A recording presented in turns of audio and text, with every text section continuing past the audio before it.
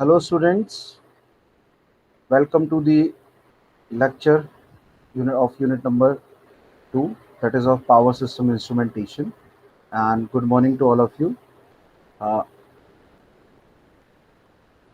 First of all, I want to say you something that now in my previous lecture we have started the unit number 2, that is named as transducer. Now, first of all, which one thing I want to say you that the power system instrumentation is basically cover the instrumentation part, and as per the curriculum of our Gyanvihar University, Suresh Gyanvihar University, that we having 5 units in our curriculum. So first unit is deal with the errors. So in my previous lectures, I already taught you about the errors. So many errors were there. For example, random error, we having the instrumental error, we having cross error, we having parallax error. So in this lecture, now what I want to say that in the unit number 2, basically I started with the first lecture, which was the previous one. In that lecture I told you about the transducer. Now transducer is what? Basically transducer is an instrument, is an element, or we can say is a device which directly convert from for one form of energy to the another form. Okay, directly convert one form of energy to the another form. Okay, so if I want to convert into another form, I need a system, I need a element, I need a component, I need a instrument, I need a device.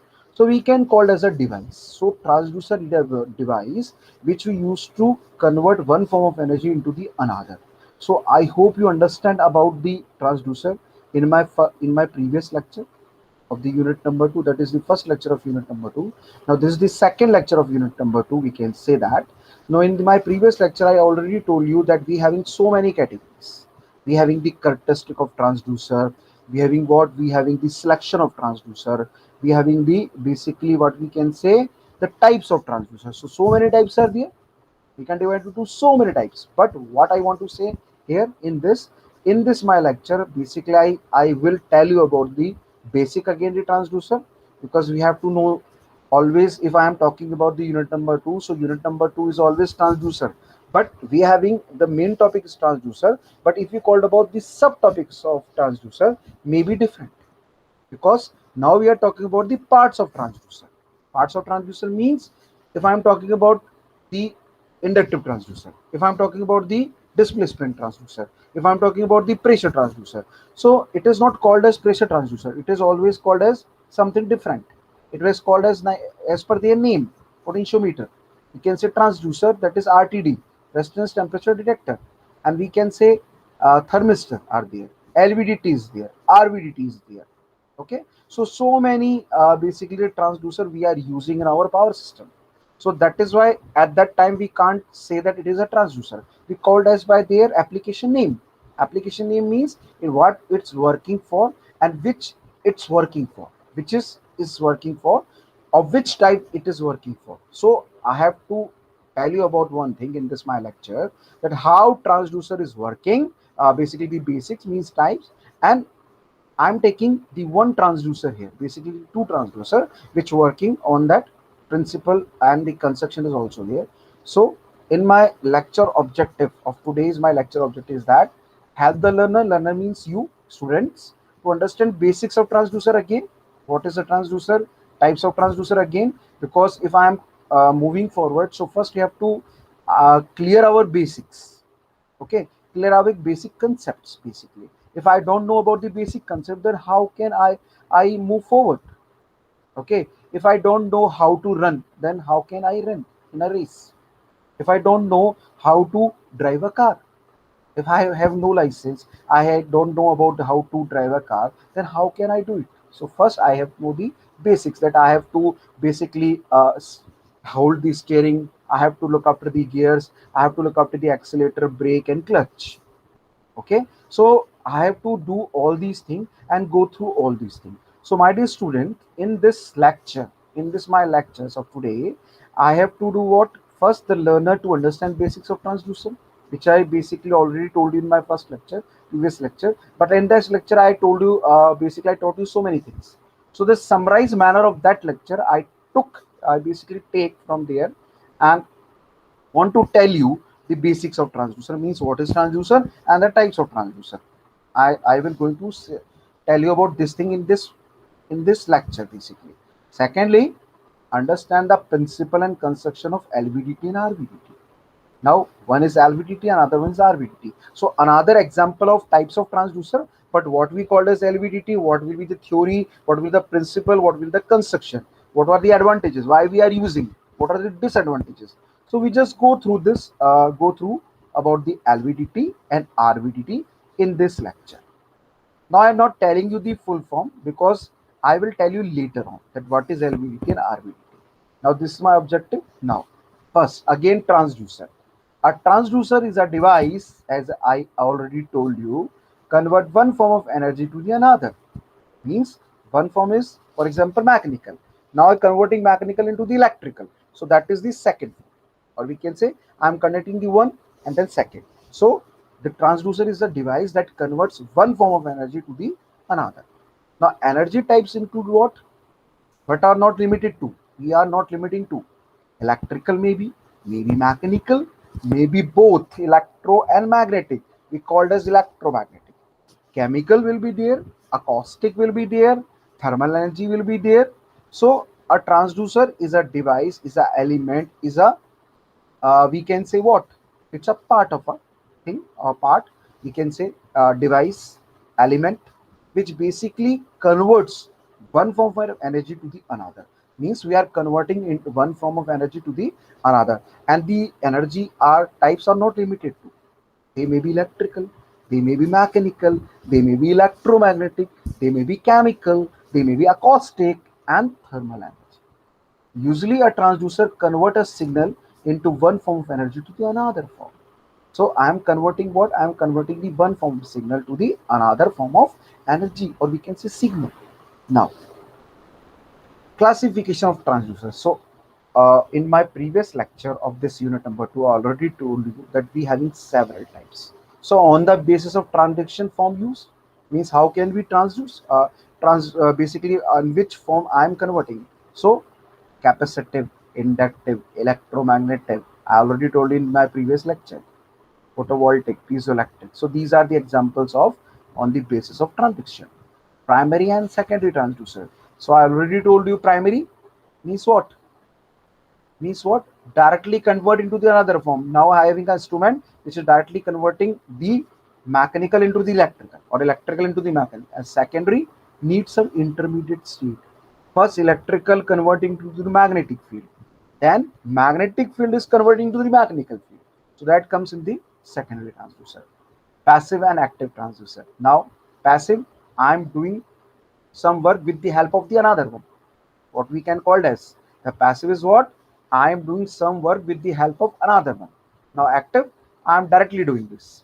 So directly converting or conversion, we can call as active transducer. But if I am converting with the help of the another one, we called as passive.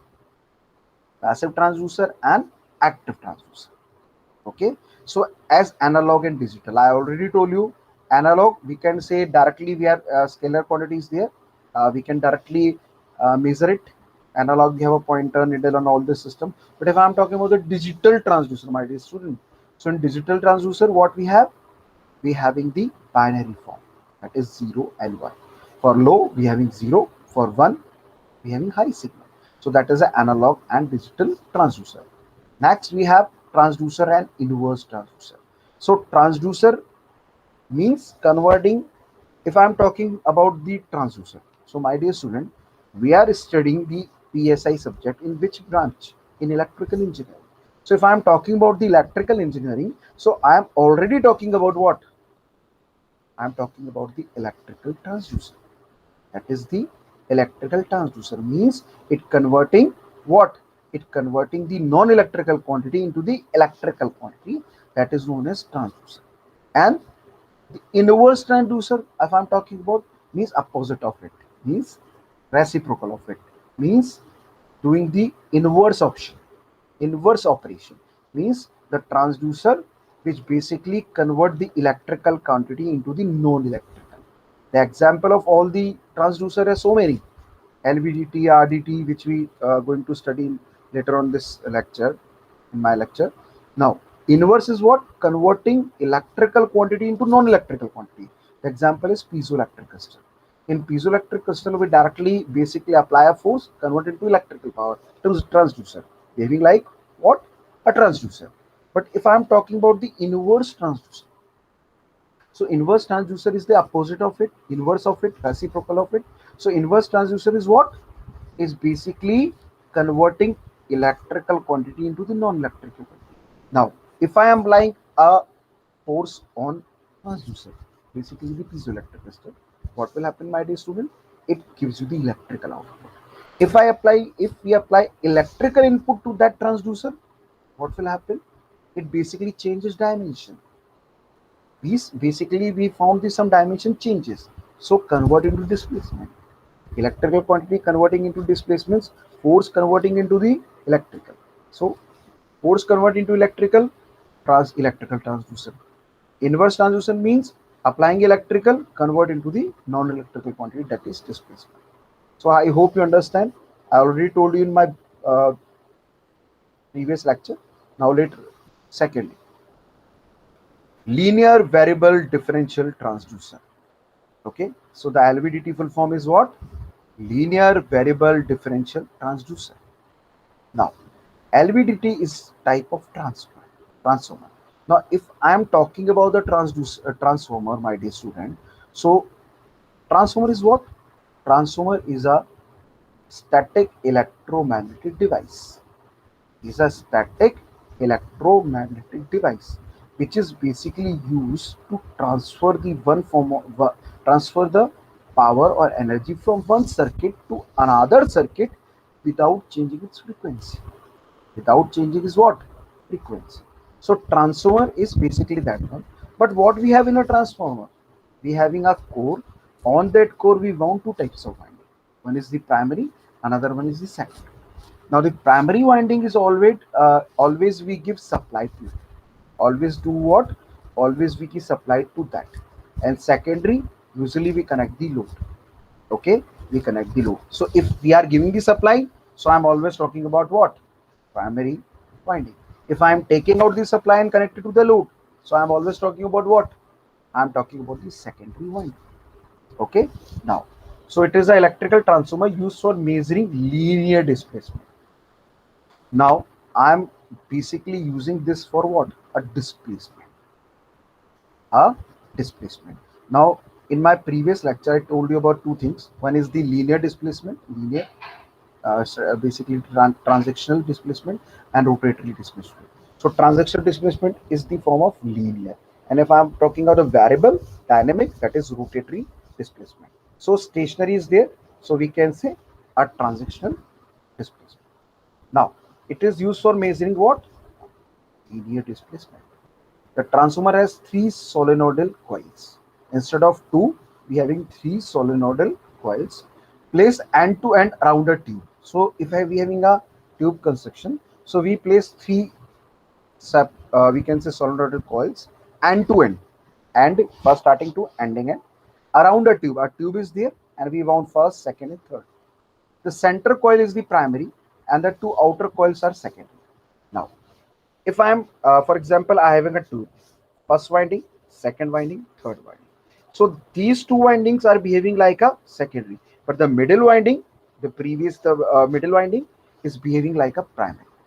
Center coil is behaving like a primary, and two outer coils are called as secondary, are behaving like a secondary. A cylindrical ferromagnetic core. I have hanging a core which is made up of ferromagnetic material. So ferromagnetic materials are iron, nickel, cobalt, and alloys and metals. You can see. So a cylindrical ferromagnetic core we having, and we having two windings on the both sides is basically secondary, and the middle one is primary. Now attached to a object. Attached to a object. We attach with the object whose position to be measured. Now I have a coil, I am attached something with that one. So that attach basically is what? Which we have to identify the position, whose position to be measured. Slides along the axis of tube. Slides and along with the axis of tube. It's moved like this. So axis of tube. I hope you understand now. Now it is a construction. So see here. We having a core, cylindrical core made up of what? Basically, it is made up of what, my dear student? I already told you. It is made up of electromagnetic, ferromagnetic material. It's give the electromagnetic, but basically it is made up of what? It is made up of ferromagnetic material.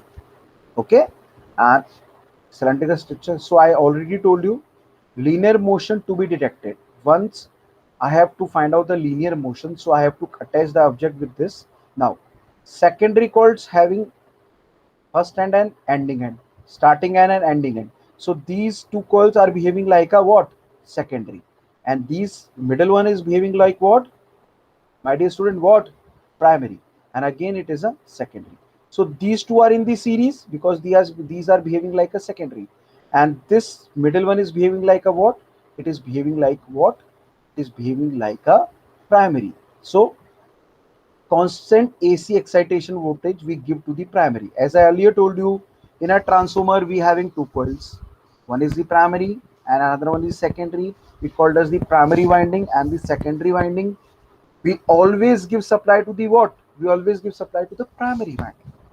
And we connect a load and we take output from the secondary and connect a load. Load maybe of AC, okay, AC of different type. Okay, so here in the primary side I am giving a supply that is of constant AC excitation voltage. Excitation voltage means I am giving a supply here, my dear student. And the direction means the linear motion. We can move the core like this, we can move core like this. So detection means I am moving like this here and here, so I can move like this. So in this basically difference of output, the one thing is there, another is there. So difference voltage output, that is V secondary minus V secondary 1 minus V secondary 2. So the difference of it we can take out from the secondary. We take out from the secondary. And what we are doing here, basically we are moving the core. Now it is looking like this. So I am moving like this. It is a core and we move the core like this. So displacement I am doing here. Okay. So sealed tubular body. So we having a tube structure that is sealed.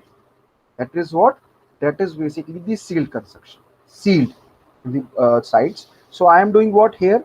Now this is the primary AC voltage and this is the secondary. We divide into two parts basically.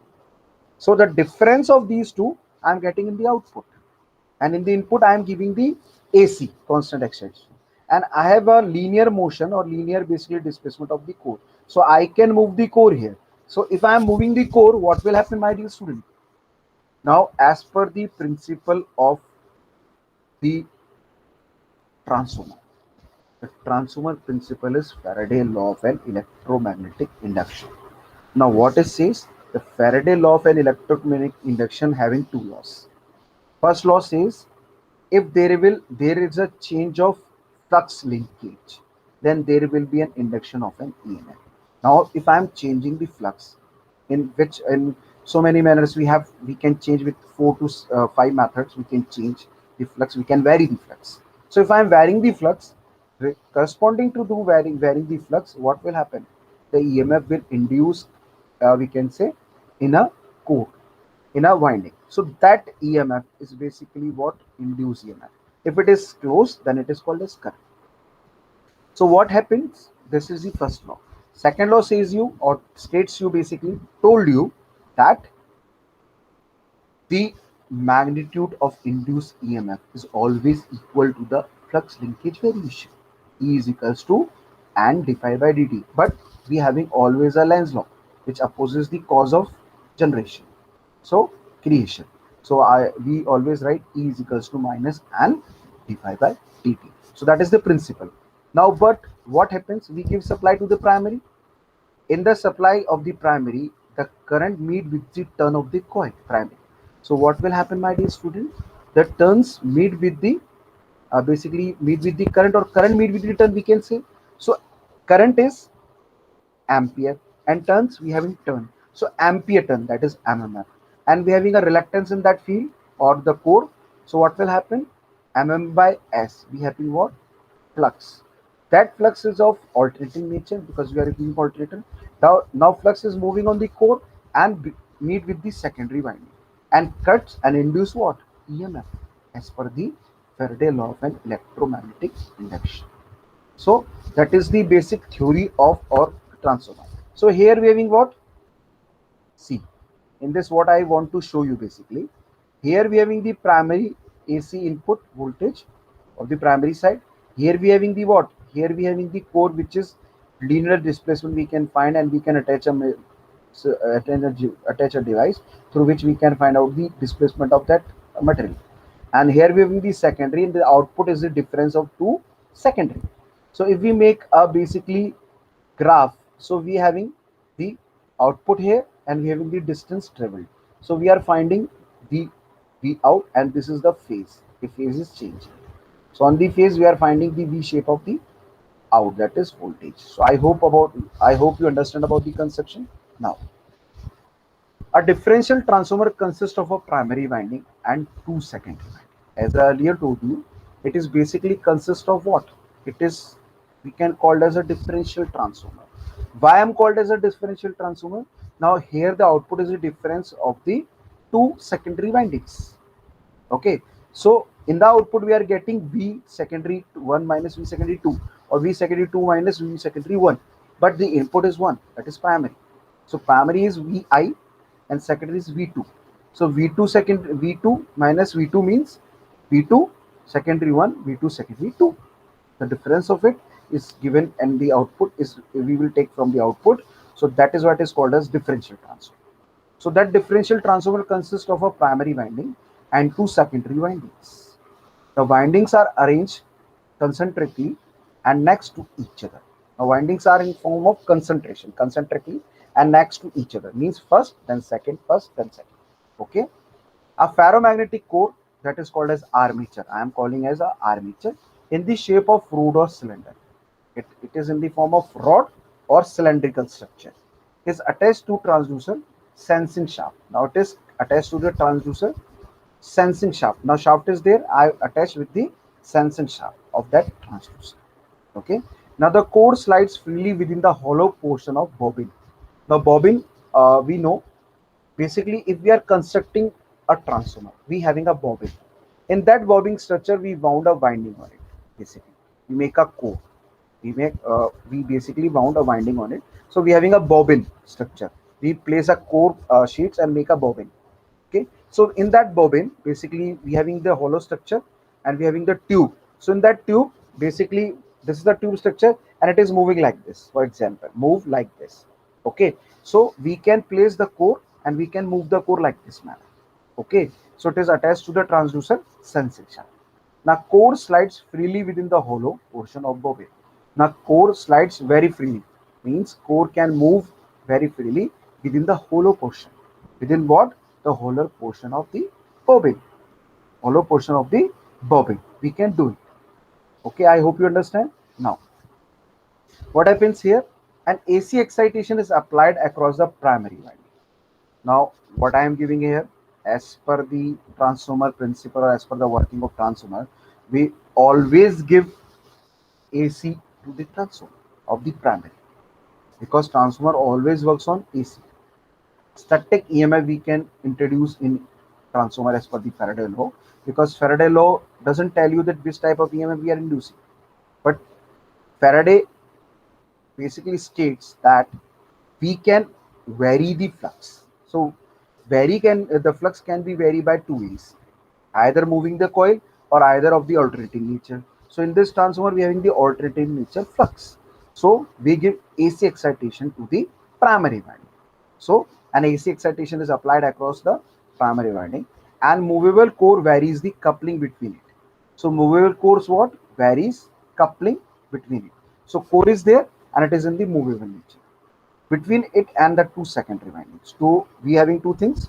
One is the primary winding, another one is the secondary winding, and secondary winding having two portions. So we having a core between it. So two portions, for example, 1 and 2, and we having the core which is moving like this. Okay. So two secondary windings. As the core moves away from the center position, now we fix some position of the core.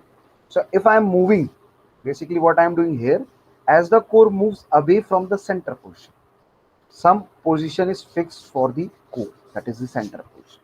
Now if the core moves away from the center position, core is basically moves away from the center position, the coupling to one secondary becomes more. Now coupling is become what? One secondary becomes more and another one is less, and hence its output voltage increases. Obviously, if I am moving a core, so what will happen? If I am moving from center to some place, what will happen? If I am placing it, so the core move from the one part of the secondary to the another part.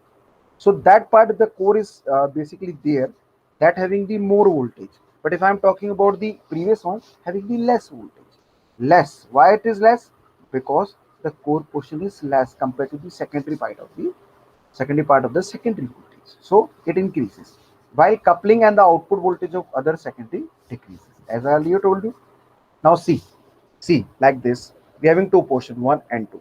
So if core is there, though we can say both having the same voltage. But if I am moving like this, so this portion is vacant, the core is remaining here. So this portion having the higher voltage. Okay, so it is basically it is written here. Now principle. If I am talking about the principle, because if we are working on it, if I am talking about something, so we have to know the principle of it. Construction we already know.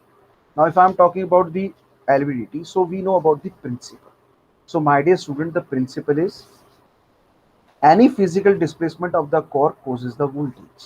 So any physical displacement of the core causes what? The voltage. Because what we are doing here, I am varying the flux, and flux is varying, then what will happen?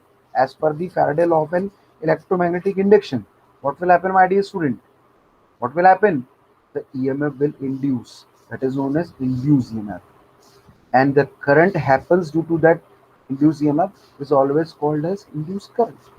So the voltage of one secondary winding to increase while simultaneously reducing the voltage in another secondary winding. So principle is similar to the Faraday law of an electromagnetic induction, but now if I am moving the core from one secondary portion to another secondary portion, so if I am moving from first part, that is for example V secondary 1 and V secondary 2. Now I am moving the core from V secondary 1 to V secondary 2. So V secondary 1 having the less voltage amount because there is less part of the core. But if I am talking about the V secondary 2, so more part of core remains there. So what will happen? Flux is cutting more. If flux is more and it is cutting more, basically cutting in the higher quantity, large quantity. So what will happen? We are getting the higher voltage compared to the V secondary 1. So V secondary 2 will having the higher voltage and V secondary 1 having the lower voltage. I think so. I think so. You understand about this thing, whole thing. Now, the difference of the two voltages appear across the output. Now, difference of the two voltages appears across the output terminals of the transducer and gives the measure of physical position of core, hence the displacement. Now, two voltage appears across the output terminals. For example, we having the one winding here, V1, V2.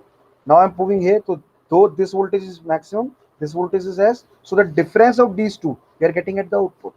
Difference of these two, I'm getting or you are getting at the output. So that output we are having the what? We are having the displacement, and the position of the core is moving. Physical position of the core is moving. So hence, what we can say, it is a displacement. Now what we want to do basically, we want to measure the linear displacement. That is why it is called as LVDT, linear variable differential transducer, and transformer also, because it's having a transformer concept. So understand about the principle. Now moving forward, operation. How can we operate in it? How it basically operate? So when the core is in the neutral or zero position. Now if I am talking about the core is in the neutral or zero position, means at this state or zero position or at the neutral, voltage induced in secondary windings are equal opposite and the net output is negligible. If voltage at the neutral position or zero position, so voltage induced in the secondary windings are equal and opposite. Why equal and opposite? For example, V secondary 1 getting 2 voltage, V secondary 2 is also getting 2 voltage because we having the equal part. But equal means, so this minus this will getting 0. You can say negligible. But if we are moving the coil, what will happen? Some part of the secondary getting less, another part getting more. So more is more. For example, now 2 2. So 2 minus 2 we are getting what?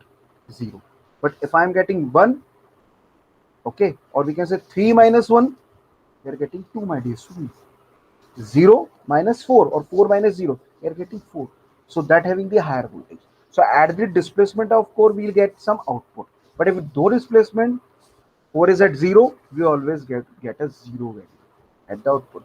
That is the special type of construction in the LVDT. But in the actual transformer, we always have our output voltage. So in this, we connect the secondary in this manner to give the output 0 when the core is in the neutral or 0 position or negligible output. Okay, understand now. By comparing the magnitude and phase of output with input source, if we compare the magnitude and phase of output, now I'm getting some output. Now if I am comparing the magnitude and phase of output with input source, phase with of output with input source, the amount and direction of movement of core and hence displacement may be determined. The amount and the direction of the movement of core, the amount and direction where we are moving means in which amount or the amount and the direction we move our core. So through this we can identify what? We can basically displacement we are identifying. So what is our motto to use LVDT? Linear displacement measurement. In LVDT transducer, or we can say LVDT transformer. Why I'm calling as a transformer? It is basically linear variable differential transducer transformer. Construction is of transformer, but doing what? Doing what basically, my dear student? Doing what? Electrical quantity converting into linear displacement. So if I wanted to measure the displacement, we use this LVDT. That is of the transactional displacement. It is linear displacement. I hope you understand. Now next. Now if I am using the LVDT, so why we use LVDT? Why this student? Why we use LVDT? So certain advantages and certain disadvantages also. If advantages are more compared to disadvantages, then it is very good for us. If disadvantages are more compared to the advantages, so why we are using this, my dear student? We use another thing, we use another transducer. Why we use this thing? We use because we have the higher amount of advantages compared to the disadvantages. Now talk about the advantages first. The advantages of linear variable differential transducer transformer. First, the transducer possesses a high sensitivity. As I earlier told you, the transducer should have the selection criteria is sensitivity. Characteristic is sensitivity. Now sensitivity we can judge if I am changing some part in the input, that will change in the output. So it is very highly sensitive. The word sensitivity came from the sensitiveness. Sensitive. Okay. So possess a high sensitivity. The transducer. This transducer LVDT. Now, transducer have low hysteresis, means reversal of magnetism. Now, one thing is there. If I am talking about the hysteresis, means reversal of magnetism. You always find in a BH curve. BH curve. What is the BH curve? The curve which is drawn between the magnetic field density and the intensity. Density is what? Basically flux per area, or we can say Weber per meter square, and intensity is what? mmf per length. mmf per length means ampere turn per meter. So if I have a relation between B and H, that is B is equals to mu H. Mu is what? Permeability. So if I make a graph between B and mu, it is linear graph, we can say, starting from the we can say starting, then we having a knee, then we having a magnetization, then we having a saturation. After the saturation, what will happen? If I apply more voltage, it equilibrium state occurs that time, and after that equilibrium, what will happen? It gives you the demagnetization. So that demagnetization is basically represented by a hysteresis. And if we found a BH curve, it look like a basically what? It look like a leaf structure curve. So that hysteresis is basically what? Reversal of magnetism.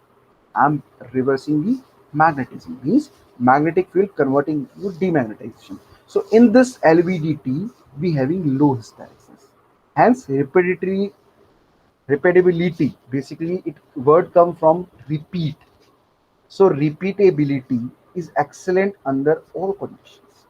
In all condition, basically, worst condition we can also repeat the. Basically, we make so many measurements.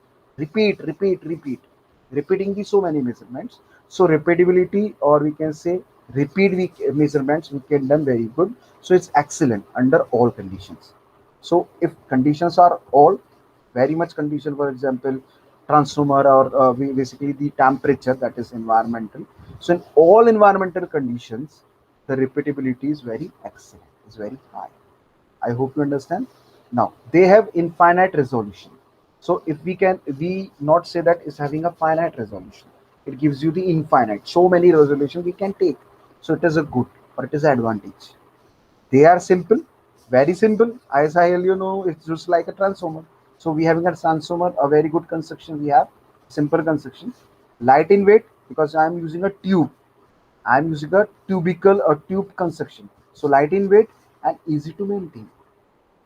We can easy to maintain it. So we have high sensitivity, hysteresis is very low, repeatability is very high, resolution is very infinite, simple, light in weight, easy to maintain. So these are the advantages. Now talk about the disadvantage. Now if I'm talking about the disadvantage, my dear student, so disadvantages is there. First, they are sensitive to stray magnetic fields, but shielding is possible. If I am talking about the magnetic field, so whole work done in the electromagnetic field, so it basically sensitive to the stray magnetic field. It can be attracted by it. It can be basically vary its reading, vary the measurement. So it can be happens. So, but if we shield something, if we cover something, we make a shield of it, we can remove this. So if we having the disadvantage, so we having some suggestion on it, we having some methods to eliminate this thing also. Now they are inherently low in power output.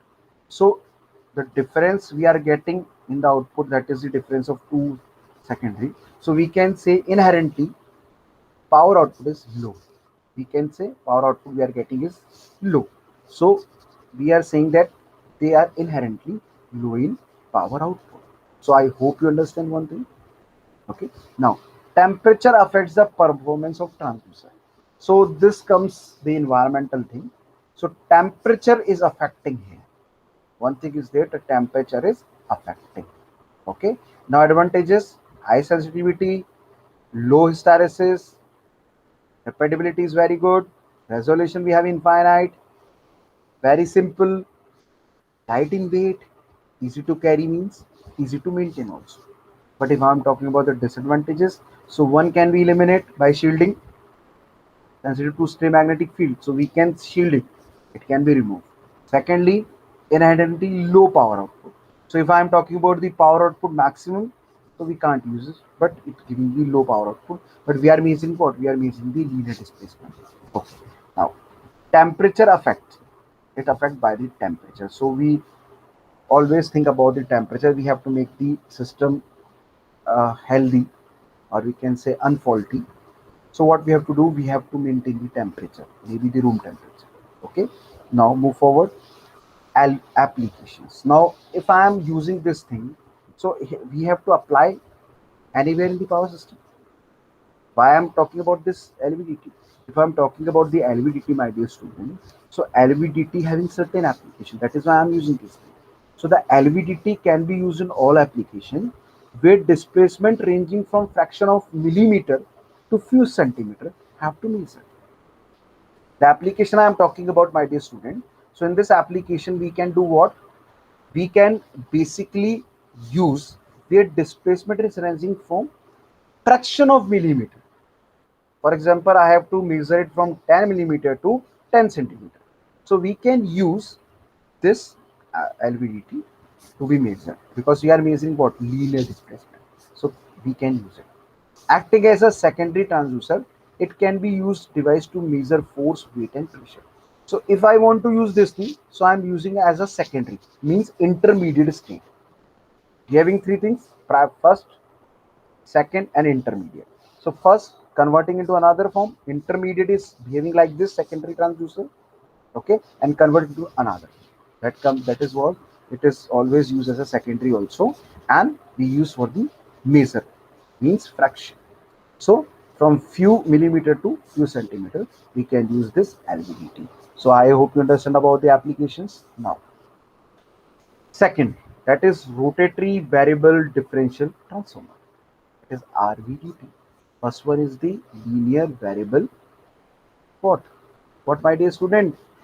Linear variable differential transducer and transformer. You can see. Now, linear variable is basically working from transaction, linear. Okay, like this. Same, like this, linear. But rotating, we can move like this. So that rotating variable differential transformer we can use at that time. Now, what is it? Is an electromechanical transducer. So the word electromechanical means conversion of one form energy to another. I am converting electrical power into the mechanical transducer. So that provides a what? Variable alternating current. What we are getting, my dear student, here? I am getting the variable alternating current. That's the AC output. AC output voltage is linearly proportional to the angular displacement of input shaft. Now input shaft is moving, so angular displacement is related with the output voltage, linearly proportional. So input angular displacement I am moving means I am moving it, but by the moving this we are getting certain output. So they are basically proportional. They are basically what? Proportional means I am moving, that proportional gives you the output. Okay, I hope you understand. So when energized with a fixed AC source, I am energizing this thing with a which source? Fixed AC source. So the output signal is linear within a specified range. So if I am having a some range, so the output signal is linear within a range. So for example, I have a 10 volt range, 0 to 10 volt. So it works between 0 to 10 over an angular displacement. Angular displacement means angle, 45 degree, 60 degree, 80 degree, 90 degree, whatever we want. Okay. Now the construction is very simple. Here we have the input, here we have the output. Again, secondary, it's look like a LVDT, but here the transformer is in the rotating form, like this, spherical. We can rotate. So rotatory ferromagnetic core. There we having the movable core. We can move like this. Here we have the rotating like this. In the previous LVDT, we are moving the core like this. See, but here we are the moving. We are having a handle. Shown handle. See, the handle is there. We can move the core, that is rotatory ferromagnetic core. So that ferromagnetic core is basically cut the flux and we'll get the output. So rotatory movement of the core giving you the output in form of electric. So I hope you understand about RVDT. Now working, basically why, how we are working in it and in which way we are working in it. So basic RVDT construction and operation is provided by a rotating and iron core bearing support with a house stator assembly. So we having what? We having a rotating iron core bearing supported within a house stator. So that we having stator, we having a rotating core within it, but it is basically with a bearing support, rotate. Okay. So assembly. The housing is passivated stainless steel. The housing is made up of what? Passivated stainless steel. We use. The stator consists of primary excitation coil and a pair of secondary output coils. So if I am talking about the stator, means stationary part. The stator word came from stationary. Stationary means no rotating, static. So that static part consists of what?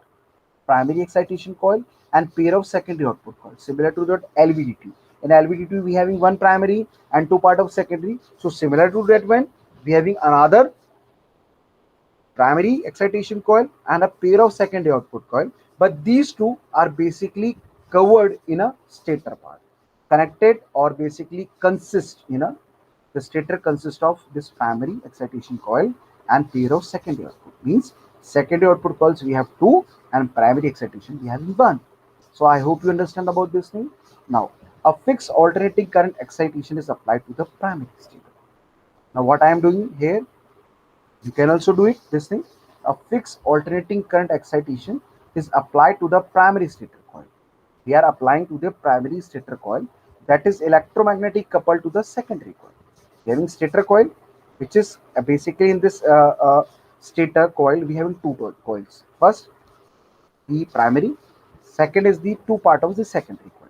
So basically we are connected with the magnetic core, so electromagnetically coupled. Now in a transformer we always used to say that In a transformer, the coils are connected magnetically, coupled magnetically, but electrically separated. Means electromagnetically coupled, means magnetically coupled but electrically separated. So here what I am going to say you, or what I want to teach you basically, the primary stator coil that is magnetically coupled to the secondary coil. Now coupling is there, but it is coupled to the what? Secondary coils. Now the coupling is proportional to the angle of the input shaft. The coupling is proportional to the what? Is the angle of the input shaft. Means how much the input shaft moves. So the output pair is structured so that one coil is in the phase with the excitation coil. Output pair is structured. We make a structure and it is basically in the form of structure. So that one coil is in the phase with the excitation coil. One coil is in the phase with the is in the same phase with the excitation coil, and the second is 180-degree out of the phase with the excitation coil. So one is the same but another one is the 180-degree, means a D, 180-degree out with the excitation coil. So displacement is there. Okay, now when the rotor is in the position that directs the available flux, when the rotor is in a position that directs the flux, available flux, equal in both in the phase in or phase out coils. Means it isn't like this, phase in and phase out coils. The output voltage cancel the result in zero values. Now output voltage are basically do what? Same voltage we are getting, but we have to take the output, so we are getting the zero value. What we are getting? The zero value. This is referred to as electrical zero position. We referred as what? EZ, electrical zero. Electrical zero position.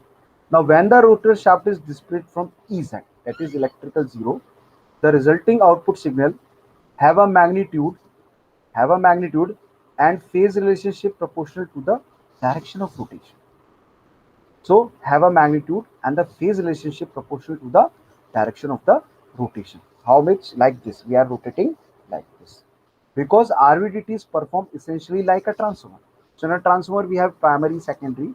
We give input to the primary and take output from the secondary. So we having what? We having a core between it. So that core is basically doing what, my dear student? That core is doing what? That core is basically giving you the magnetic field path, and that flux we are cutting and we'll get the EMF output. So excitation voltage changes will cause directly proportional changes to the output, that is transformation ratio.